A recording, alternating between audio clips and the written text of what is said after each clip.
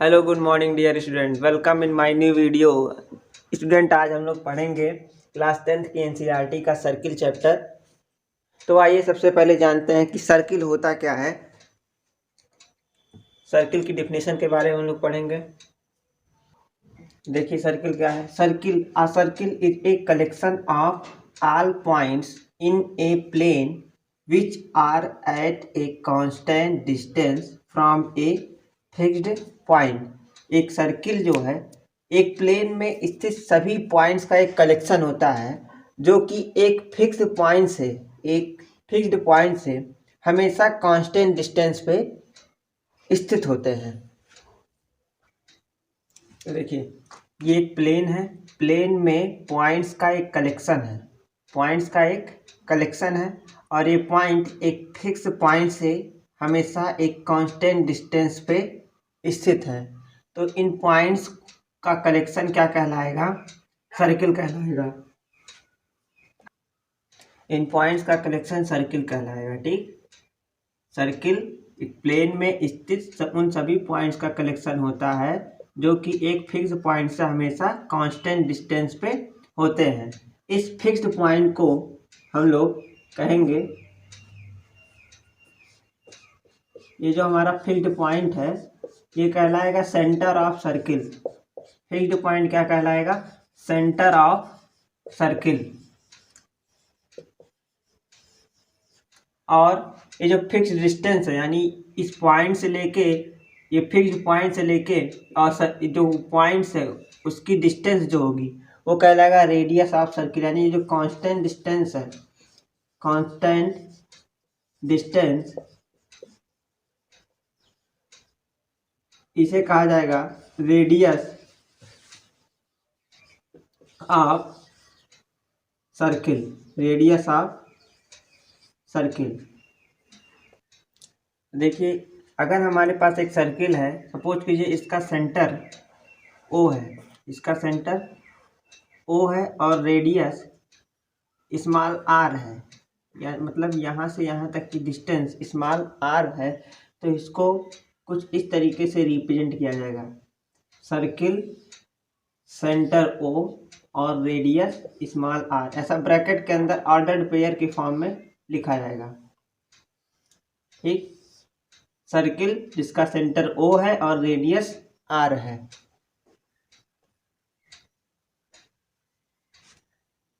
आइए अब देखते हैं डायमीटर क्या होता है।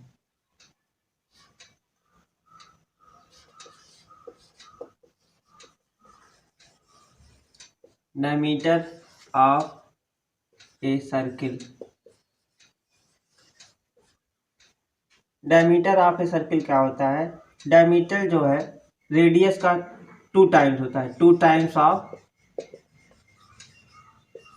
रेडियस। डायमीटर जो है वो 2 टाइम्स ऑफ रेडियस होता है, यानी diameter equal to 2 into r. Diameter equal to 2 into r. आइए देखते हैं कॉर्ड ऑफ ए सर्किल।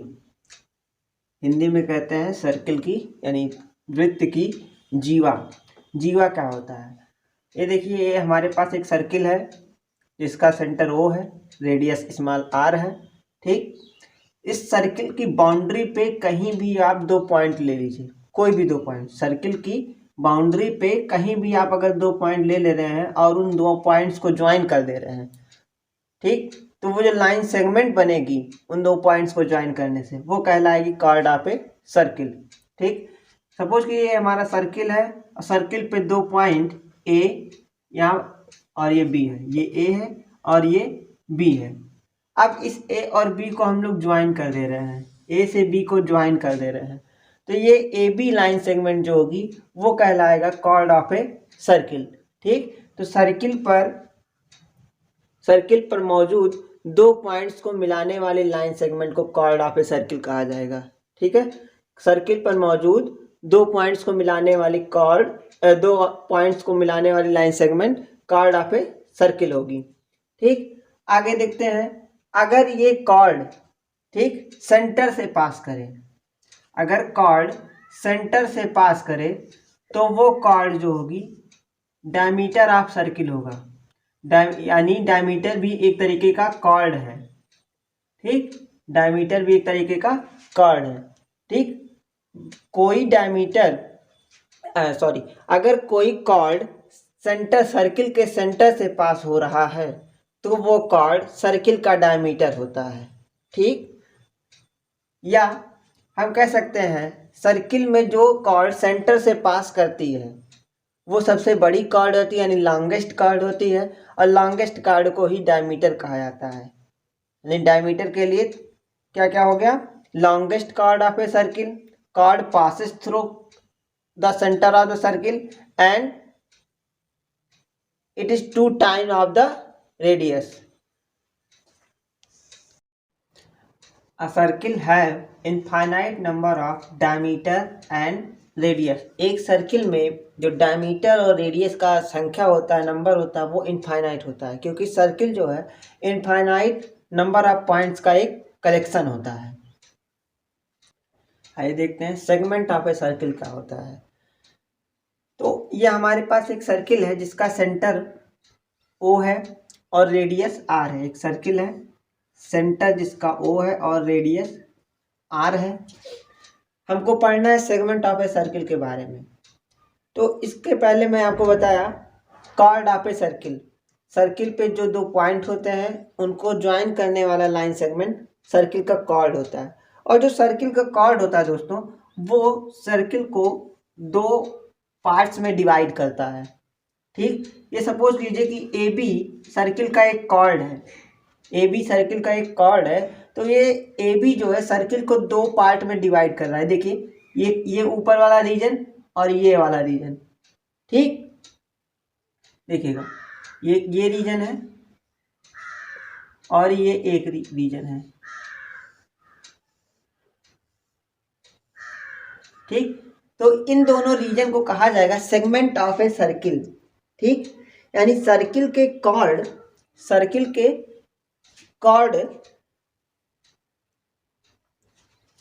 का जो कॉर्ड है सर्किल को दो पार्ट्स में डिवाइड करता है और उन पार्ट्स को क्या कहा जाता है, सेगमेंट ऑफ ए सर्किल। देखिए आर्क क्या होता है, आर्क ऑफ ए सर्किल। ठीक, हिंदी में कहते हैं चाप।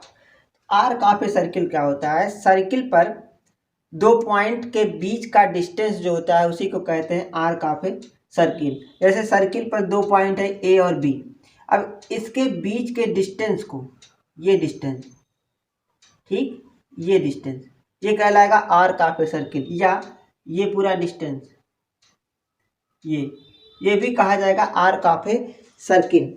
यानी a piece of a circle between two point, सर्किल का एक टुकड़ा, ठीक, दो पॉइंट्स के बीच सर्किल के एक टुकड़े की जो लेंथ होगी उसे कहेंगे आर्क। ठीक,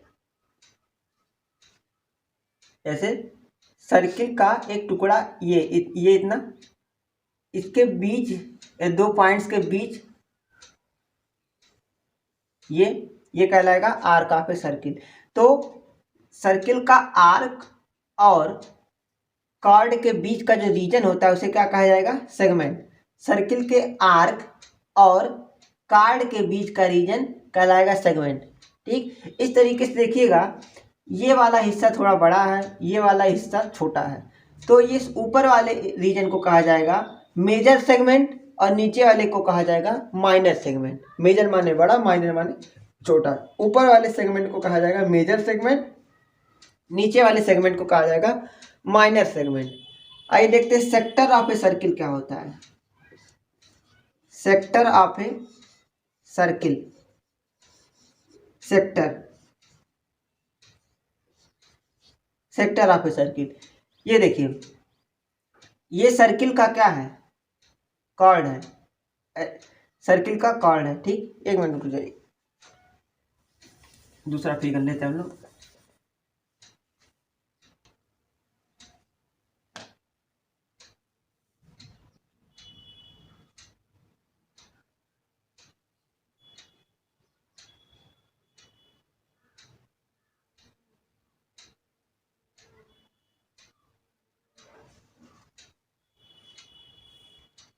ए सर्किल क्या होता है?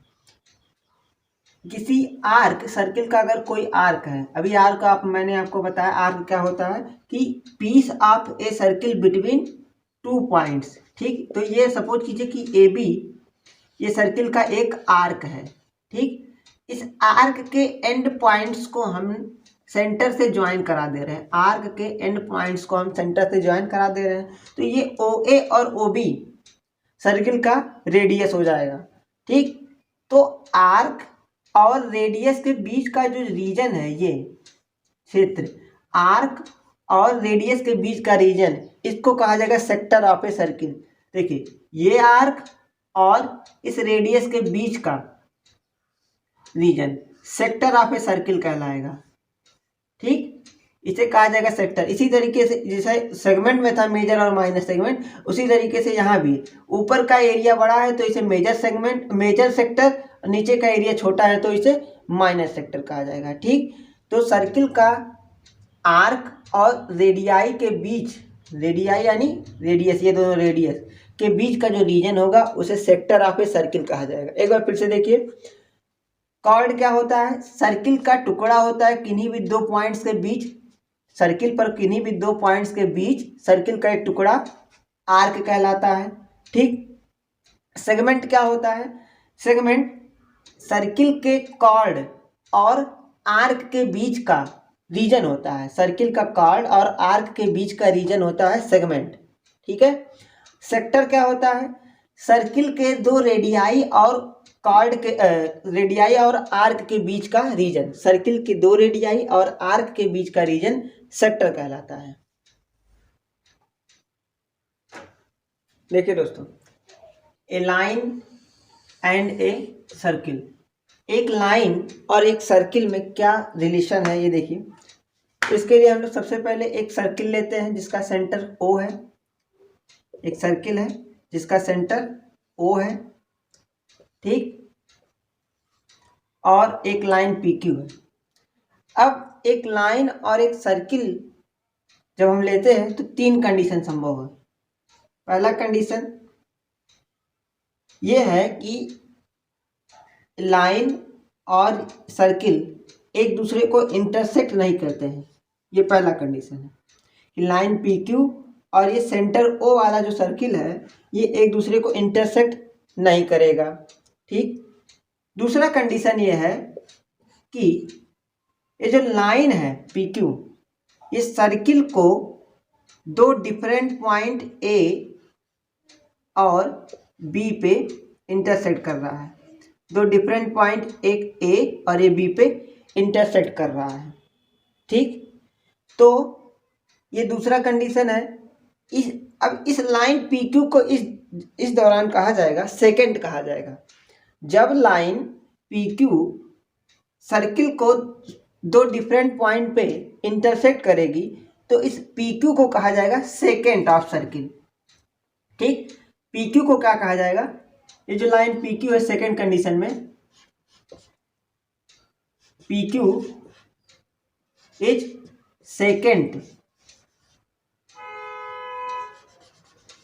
Second of circle.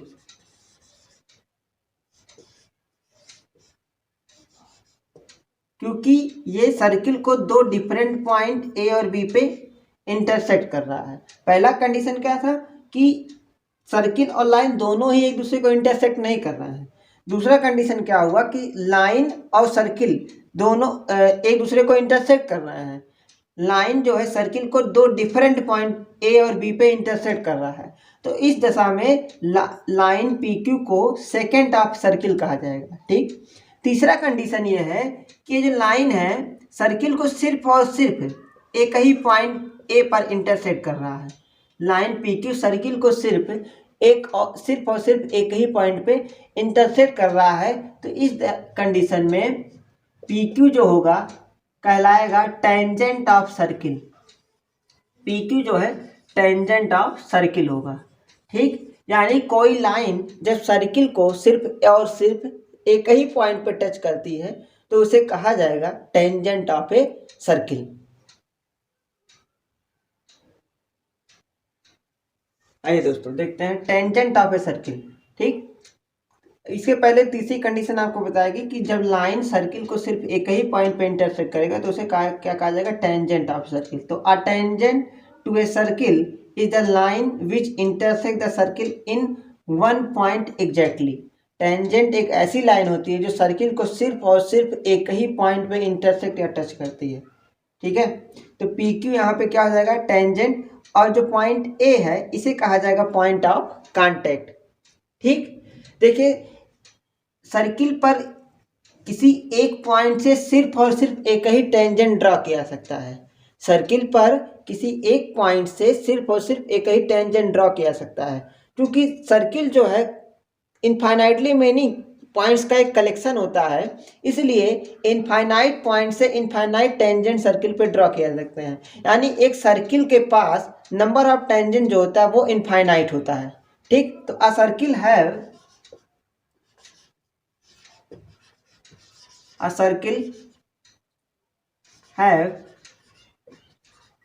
infinite tangent. A circle have infinite tangents.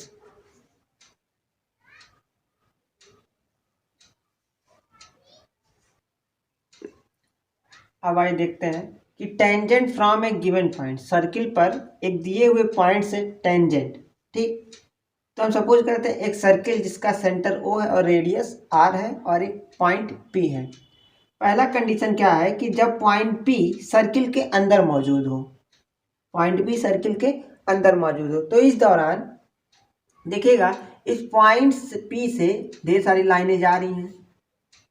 ये देखिए, क्या इनमें से कोई भी, इन लाइनों में कोई भी टेंजेंट है? यहाँ कोई टेंजेंट नहीं है, क्योंकि टेंजेंट जो होता है सर्किल को सिर्फ और सिर्फ एक ही पॉइंट पे इंटरसेक्ट करता है। यहाँ पे जो लाइन है ये सर्किल को दो पॉइंटों पे इंटरसेक्ट कर रही है। देखिए ये लाइन यहाँ और यहाँ इंटरसेक्ट कर रही है। ये लाइन को देखें तो यहाँ और यहाँ इंटरसेक्ट कर रहा है, इस लाइन को देखें तो यहाँ और यहाँ इंटरसेक्ट कर रहा है। यानी सर्किल के अंदर अगर कोई पॉइंट है तो उस पॉइंट से सर्किल पे कोई भी टेंजेंट ड्रा नहीं किया सकता है। सर्किल के अंदर मौजूद कोई भी पॉइंट हो तो उस पॉइंट से सर्किल पर कोई भी टेंजेंट ड्रा नहीं किया सकता है। अब देखिए जब पॉइंट P सर्किल पे, सेकंड कंडीशन क्या है कि जब पॉइंट P सर्किल पर, सपोज कीजिए पॉइंट P यहाँ है सर्किल पर होने का मतलब सर्किल के बाउंड्री पे हो कहीं भी, तो इस दौरान इस पॉइंट P से सिर्फ और सिर्फ एक ही टेंजेंट ड्रॉ किया सकता है। ठीक, इस पॉइंट P से सिर्फ और सिर्फ एक ही टेंजेंट ड्रा किया जाता है। यानी जब पॉइंट सर्किल पे मौजूद हो तो उस पॉइंट से सिर्फ और सिर्फ एक ही टेंजेंट ड्रा किया सकता है। अब देखते हैं थर्ड कंडीशन कि जब पॉइंट ये P जो है सर्किल के बाहर हो, पॉइंट P सर्किल के बाहर हो, लेइंग आउटसाइड द सर्किल। जब पॉइंट P सर्किल के बाहर हो, सपोज कीजिए पॉइंट P यहाँ सर्किल के बाहर है। ठीक, तो यहाँ से सर्किल पे कितने टेंजेंट ड्रा किए सकते हैं, आइए देखते हैं।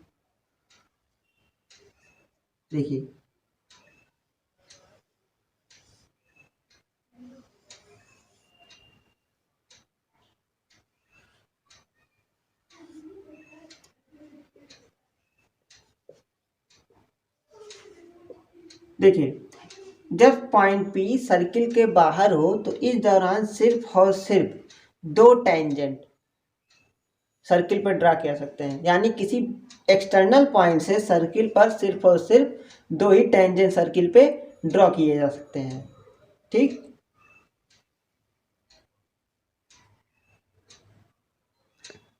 तो दोस्तों this is the end of the video. Thank you for watching. God bless you all.